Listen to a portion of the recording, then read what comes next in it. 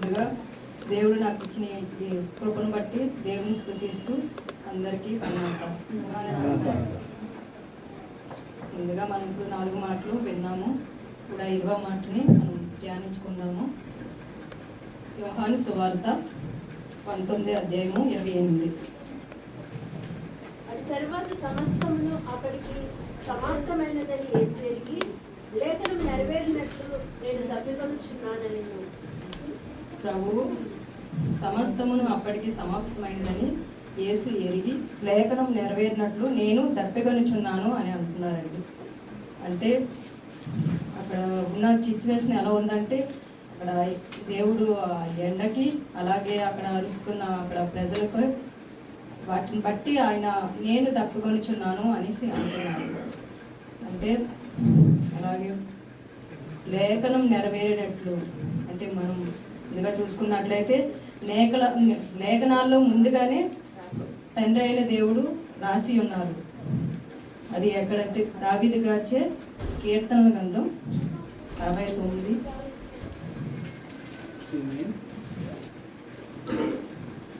కీర్తనల గ్రంథం 69:21.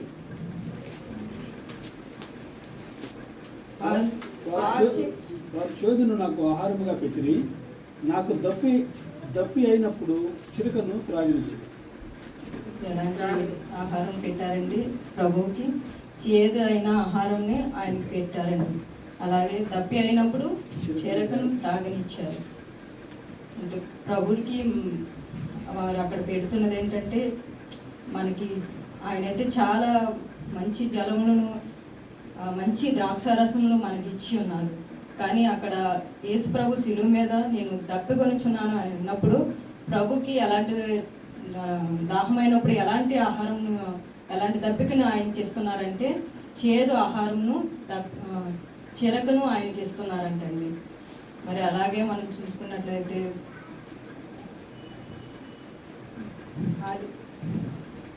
నిర్గమకాండము 15వ అధ్యాయము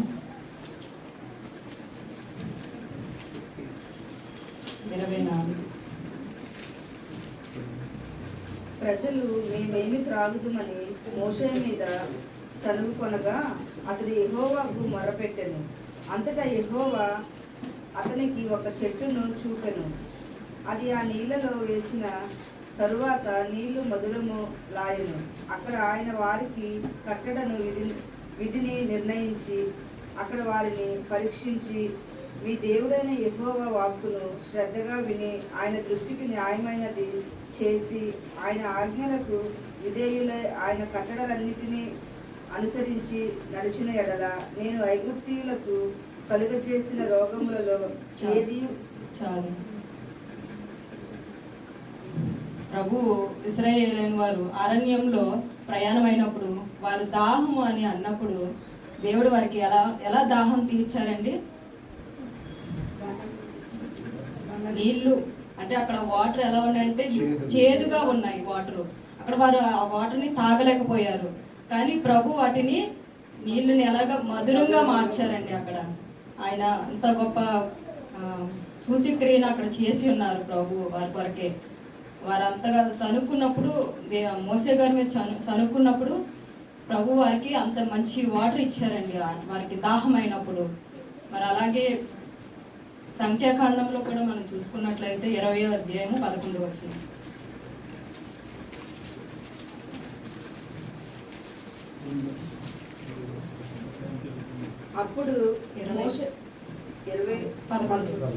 అప్పుడు మోషే తన చెయ్యి ఎత్తి 2 మార్లు తన కర్రతో ఆ బండను కొట్టగా నీళ్లు సమృద్ధిగా ప్రవహించాను. ఎలా వచ్చాయండి వాటర్? అక్కడ సమృద్ధిగా వచ్చాయంట. అది బండలో నుంచి నీళ్ళు వస్తాయండి. అసలు బండలో నుంచి ముందుగా నీళ్లు రావు. కానీ ప్రభు అక్కడ మోసే గారితో ఏ విధంగా చెప్పారు? చెయ్యి ఎత్తి 2 మార్లు కొడితే బండలో నుంచి నీరు వస్తాయని మోసే గారికి చెప్తే, మోసే గారు దేవుడు చెప్పిన విధంగా చేస్తే అక్కడ బండలో నుంచి నీరు సమృద్ధిగా వచ్చి సమాజమును పశువులు త్రాగాయంట. అక్కడ అంటే సమృద్ధిగా ఆయన మనకి నీరునిస్తున్నారు. మరి అలాగే యోహాను సువార్త 6:35 చదువు.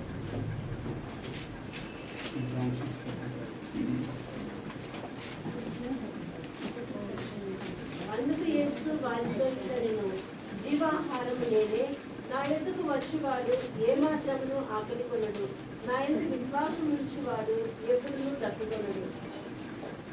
ఆయనే జీవాహారం అని యేసు ప్రభువు చెప్పుచున్నారు. ఏ మాత్రము ఆకలి కొనను, నా యందు విశ్వాసం ఉంచిన వాడు ఎప్పటికీ తప్పికొనను అని చెప్పుచున్నారనమాట. ప్రభువే జీవాహారమై ఉన్నారు. మన కొరకే ఆయన ఆహారంగాను అలాగే పానీయంగాను మారిపోయారండి. ఇక్కడ చూసుకున్నట్లయితే ఆయన ఆ విధంగా మనకు దప్పికను తీరుస్తున్నారు. మరి అలాగే ప్రకటన గ్రంథంలో కూడా మనం చూసుకున్నట్లయితే 21:6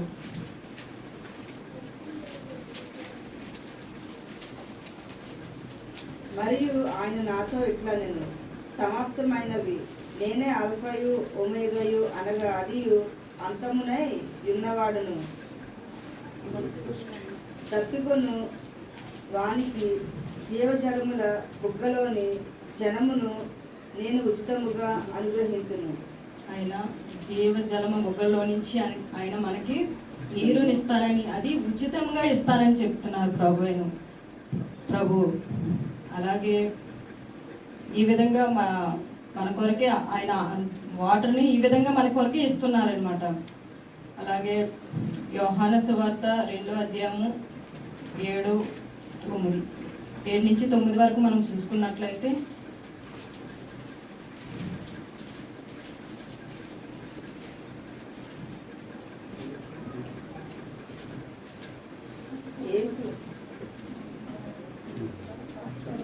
యేసు ఆ బాణలు నీళ్లతో నింపుడని వారితో చెప్పగా వారు వాటిని అంచుల మట్టుకు నింపిరి. అప్పుడు ఆయన 9 వరకు వారితో మీరిప్పుడు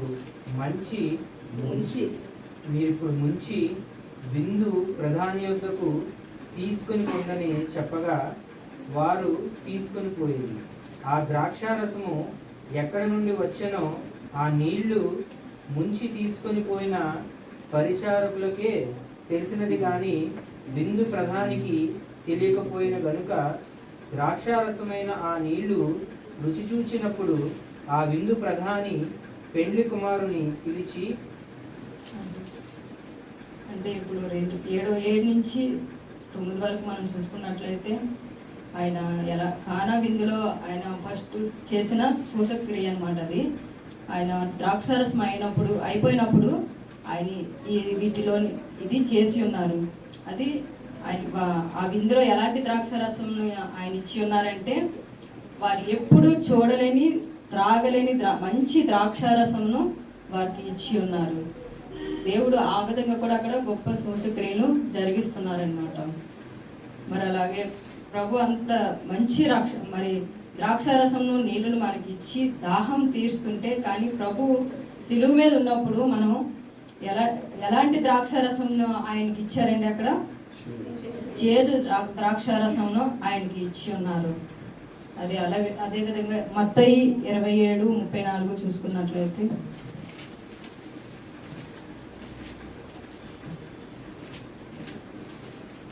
చేదు కలిసిన ద్రాక్షారసమును ఆయనకు త్రాగనిచ్చింది కానీ ఆయన దానిని రుచి చూచి త్రాగనెల్లకపోయింది. చేదు కలిపిన ద్రాక్షారసంను ఆయనకి త్రాగనిచ్చారండి. అది ఆయనేమో త్రాగలేకపోయారనమాట. అంటే ఆయన మనకి అంత మంచి ద్రాక్షారసమును మంచి జలమును మనకి ఇస్తుంటే ఆయనకి మనం ఏ విధమైన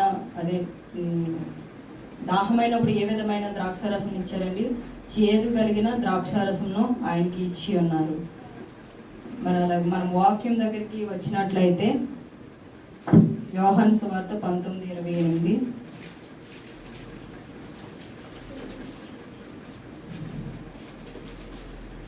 అటు తరువాత సమాప్తమును అప్పటికి సమాప్తమైనదని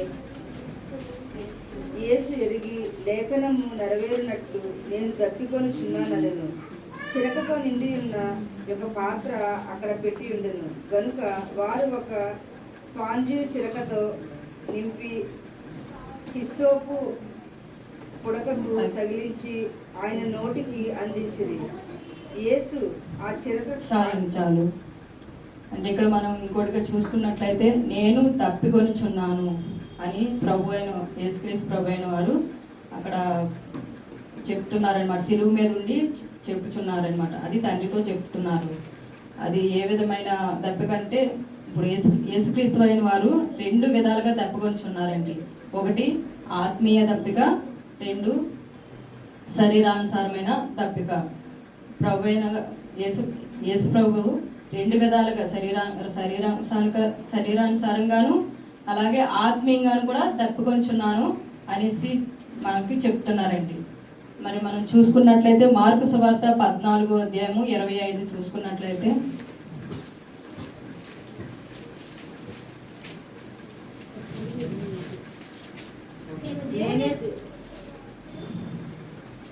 నేను దేవుని రాజ్యంలో ద్రాక్షారసము క్రొత్తదిగా త్రాగు దినం వరకు ఇకను దానిని త్రాగనని మీతో నిశ్చయముగా చెప్పుచున్నానని.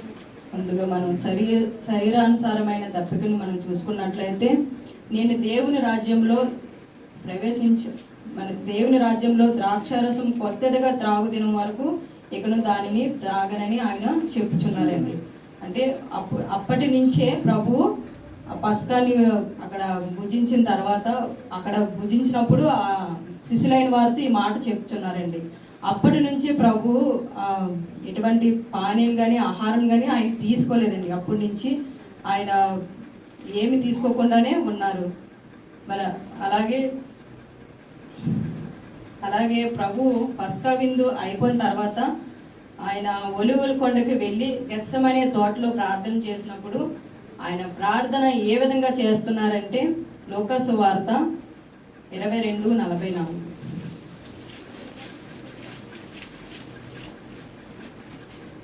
ఆయన వేదన పడి మరింత ఆతురముగా ప్రార్థన చేయగా ఆయన చెమట నేలపడుచున్న గొప్ప రత్న బిందువుల వలె ఆయన ప్రార్థన చేసినప్పుడు ఆయన వేదన పడి మరింత ఆతురంగా ప్రార్థన చేసినప్పుడు ఆయన చెమట రక్త బిందువులే ఉన్నదంటండి. మరి ఆయన చెమట అంతగా అంటే చెమట రక్తంగా మారి బయటకు ఆ విధంగా పోతుందండి ఆయనలో నుంచి. అప్పటి నుంచే ఆయనలో నుంచి నీరు పోవడం మొదలైంది అనమాట. అప్పటి నుంచి ఆయన ఆయన నుంచి నీరు పోతూనే ఉంది. అలాగే ప్రార్థన చేసుకున్న తర్వాత మళ్ళా బయటకు వచ్చినప్పుడు సైనికులు ఆయన పట్టుకొని ఆయా కోట్లకు తిప్పినప్పుడు కూడా ఆయన ఏమీ తీసుకోలేదు, ఏమో త్రాగలేదనమాట. అలాగే తెల్లవార్లు ఆయన్ని ఆ కోటి నుంచి ఈ కోటికి, ఈ కోటి నుంచి ఆ కోటి తిప్పుతూనే ఉన్నారు. ఆ విధంగా కూడా ఆయన శరీరంలో ఉన్న వాటర్ అంతా అలాగే పోవుండొచ్చు మేబీ. మరి అలాగే ఆయన అంతగా సిలువలో అంతగా వేదన పడ్డారు, అంతగా నలగొట్టబడ్డారు కాబట్టి ఆయనలో ఉన్న వాటర్ అంతగా కూడా పోయిందనమాట. ఆ విధంగా చెమట రూపంలో ఇంకా రక్తం రూపంలో ఆయనలో ఉన్న ప్రతి ఒక రక్త బిందువు కూడా ఆయనలో నుంచి ఆ సిలువ ద్వారా కొరడాలు కొట్టడం ద్వారా ఆయనలో నుంచి బయటికి పోయిందనమాట. అలాగే ఆయన ఆ తర్వాత ఆయన శరీరం నుంచి రక్తం పోవడం ఎలా మారిపోయిందంటే కీర్తన గ్రంథము 22:15.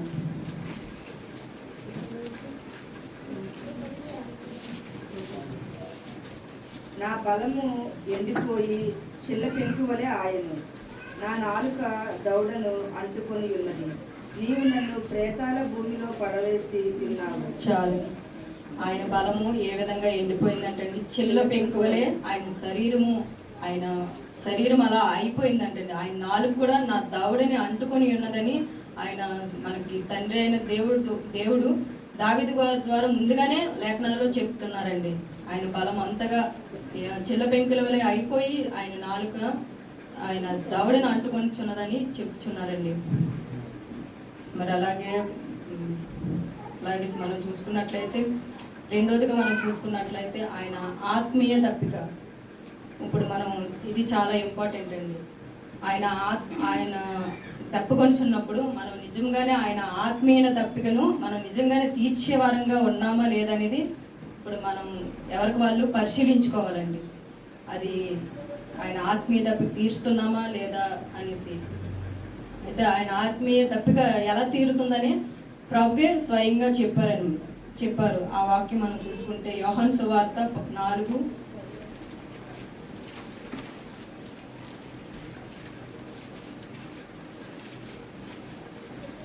4వ అధ్యాయము 7వ వచనం.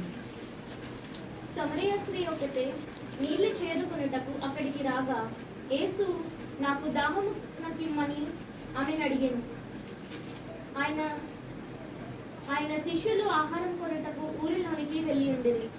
ఆ సమరయ స్త్రీ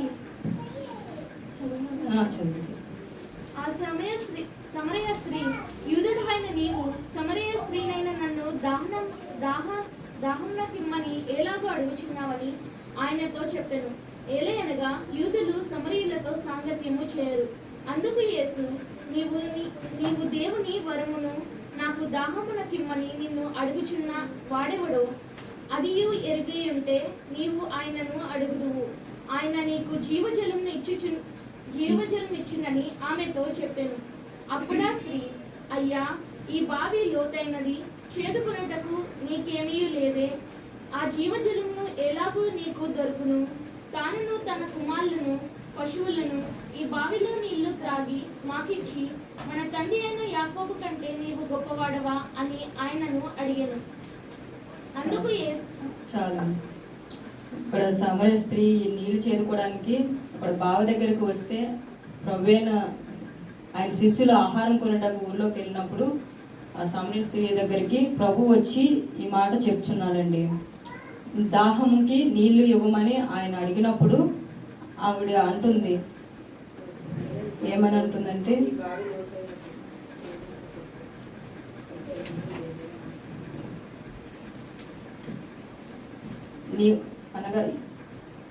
అనగా యూదులు సమరయులతో సాంగత్యము చేయరు అని చెప్పుతుందన్నమాట. ఆయన ప్రభువు దాహంకిమ్మని అడుగుచున్నారు. ఆ ప్రభుకి ముందుగానే తెలుసు ఆవిడ పాపి అయినని తెలుసు. అయినా సరే ఆవిడతో మాట్లాడుతున్నారనమాట. అందులోనూ యూదులు సమరయులతో సాంగత్యం ఉండదని మనకు తెలిసిందే. అలాగే ప్రభు చెప్తున్నారు ఎలాంటి జీవజలం ఇస్తాననేసి ఆయన చెప్తున్నారంటే, ఆయన ఇచ్చిన జీవజలము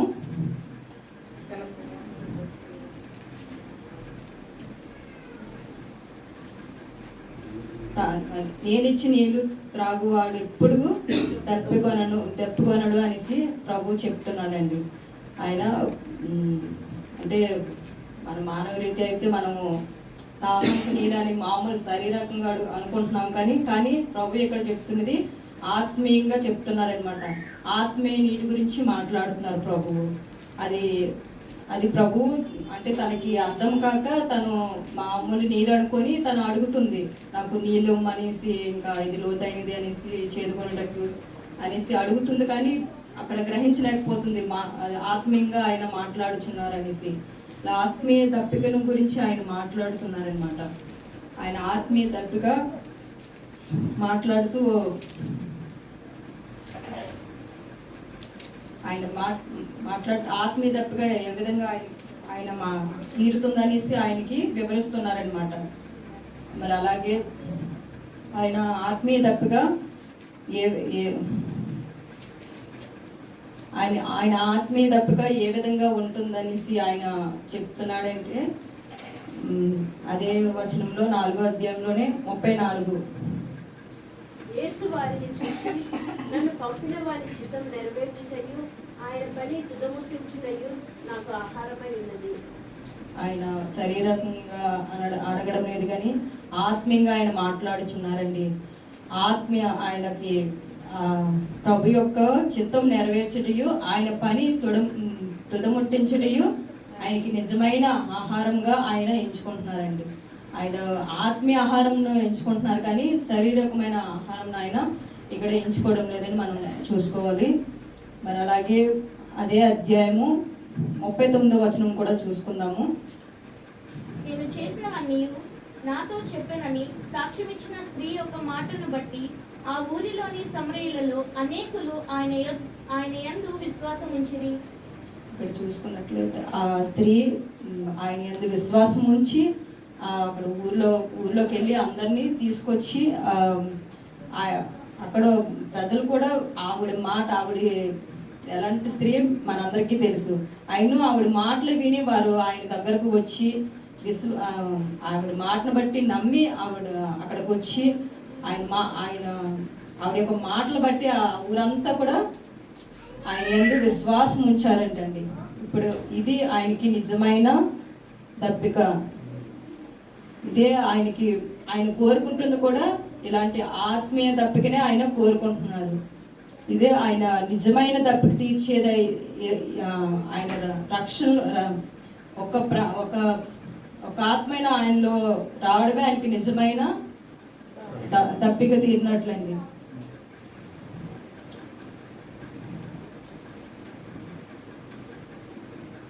మరి అలాగే యోహాన్ అలాగే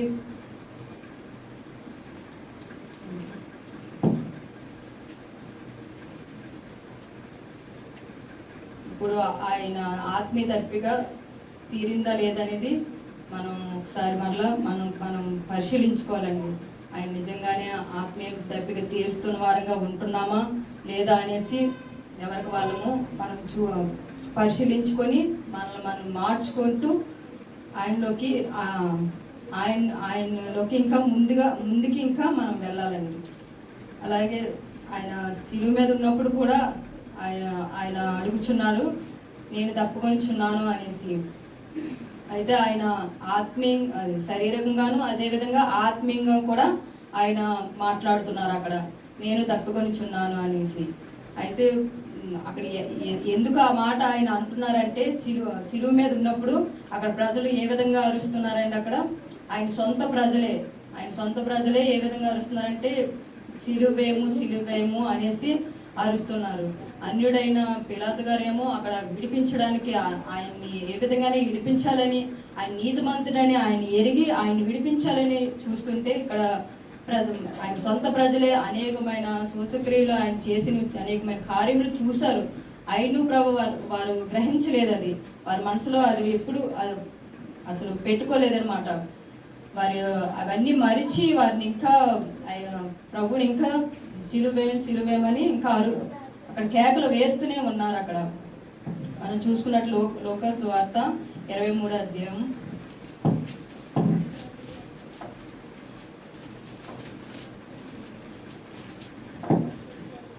21.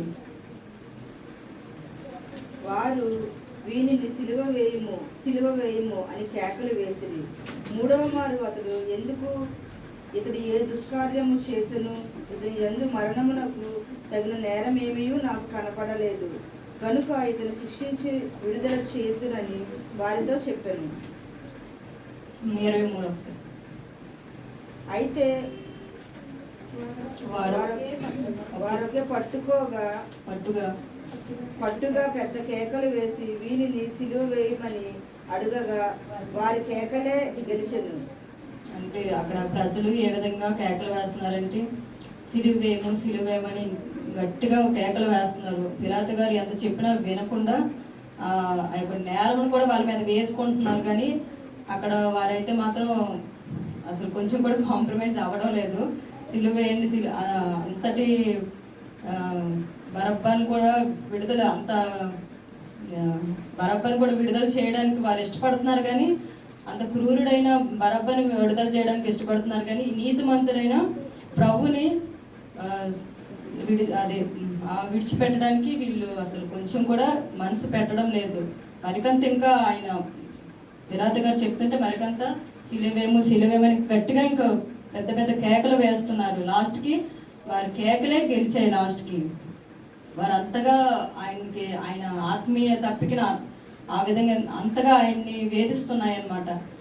అంతగా ఆయన ఆ విధంగా ఆత్మీయ తప్పిగా ఆయన ఆత్మీయంగా తప్పుకొనుచు ఈ మాటను ఆయన అంటున్నారనమాట, నేను తప్పుకొనిచున్నాను అనేసి.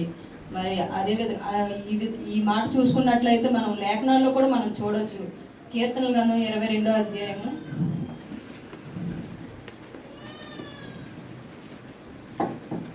12 వృషభములు అనేకములు నన్ను చుట్టుకొని ఉన్నది.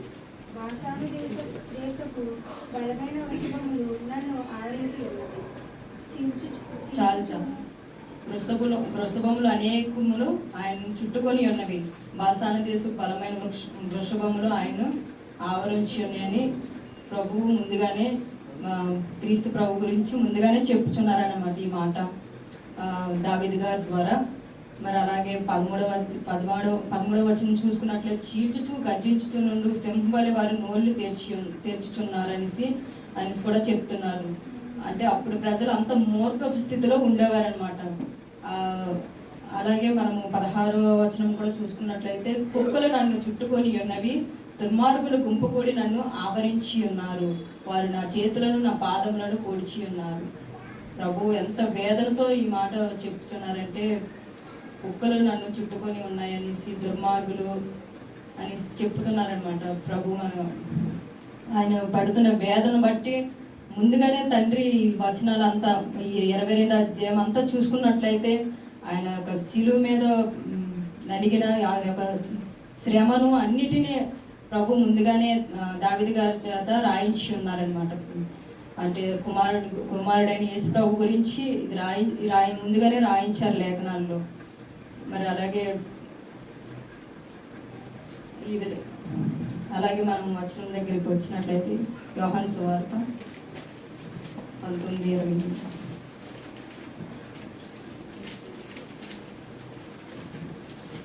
యేసు సిలువ వేయబడిన స్థలము 28. అటు తర్వాత సమస్తమును అప్పటికి సమాప్తమైనదని యేసు ఎరిగి లేఖనం నెరవేరేట్లు నేను తప్పుకొనిచున్నాను అనేసి అంటున్నారండి.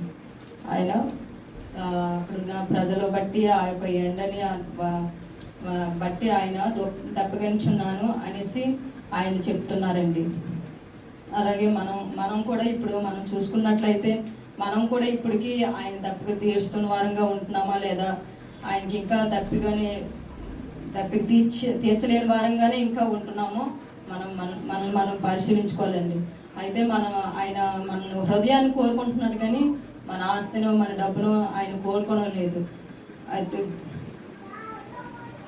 ఆయన ఇప్పటికైనా మన హృదయమును ఆయనకి సమర్పించుకుంటూ ఆయనకు నిజమైన తప్పికను తీర్చే వారంగా ఇప్పటికైనా మనం ఉందాం. ఆయన అప్పుడే నిజమైన తప్పుగా తీరునట్లు అనమాట. మనం ఎలా ఉండాలని ఆయన కోరుకుంటున్నారంటే ఆయనకు మొదట ప్రాధాన్యత ఇచ్చి మన పాప స్థితిని, మనలో ఉన్న లోకాన్ని, మన శరీర కార్యములను విడిచిపెట్టి ఆయనను మన హృదయంలోకి చేర్చుకోవడమే ఆయనకి నిజమైన తప్పుకి తీరినట్లు. అది వచనంలో చదువుకుందాము. 1 కొరింథీయులకు రాసిన పత్రిక 6వ అధ్యాయము 19వ వచనం.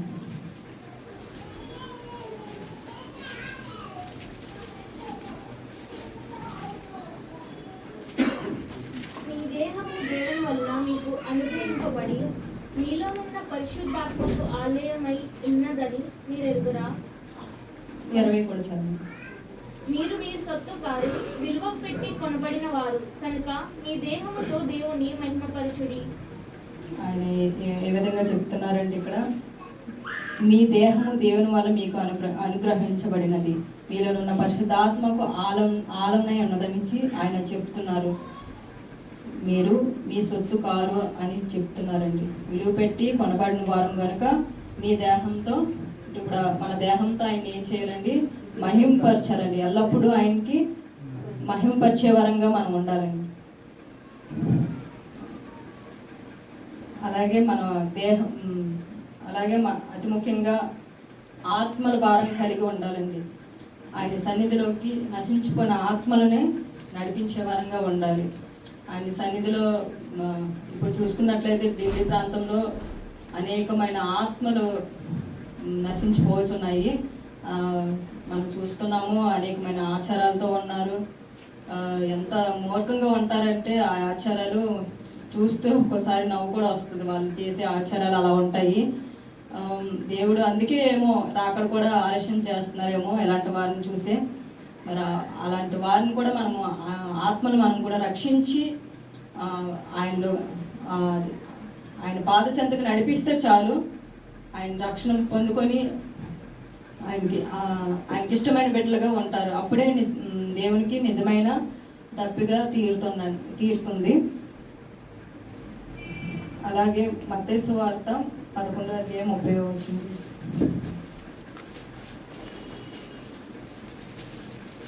ఏలయనగా నా కాడి సులువుగాను నా భారము తేలికగాను ఉన్నది. ప్రభు ఏమంటున్నారండి? ఆయన కాడి సులువుగాను నా భారము తేలికగాను ఉన్నవని అంటున్నారు.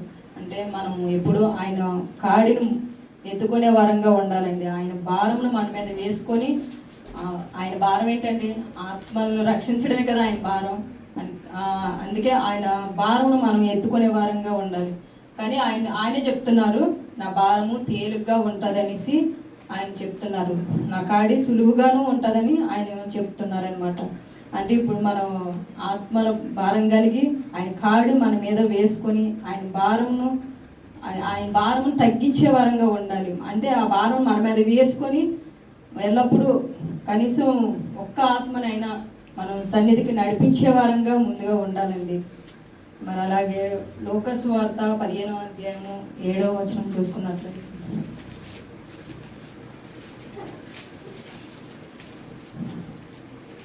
అటువలే మారు మనస్సు అక్కర్లేని 99 మంది నీతిమంతుల విషయమై కలుగు సంతోషము కంటే మారు మనసు పొందు ఒక్క పాపి విషయమై పరలోకమందు ఎక్కువ సంతోషము కలుగును.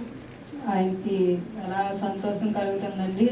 ఆయనకి ఆ పరలోకంలో కూడా ఒక్క 99 మంది నీతిమంతుల విషయమై కలిగి సంతోషం కంటే ఆయనకి ఒక్క పాప విషయమై పరలోకము ఎంతో సంతోషంగా పండగ చేసుకుంటారేమో. మరి అంతగా ప్రభు మనకు చెప్తున్నారు, ఒక సంతోషంగా ఉంటుందనేసి. పరలోకం అంత ఒక్క పాపిని రక్షిస్తే చాలు, మనం రక్షణలోకి నడిపిస్తే చాలు, ఆయన పరలోకము ఆయన ఎంతో సంతోషంతో ఆయన దప్పి కూడా తీరుతుందండి. ఆ విధంగా కూడా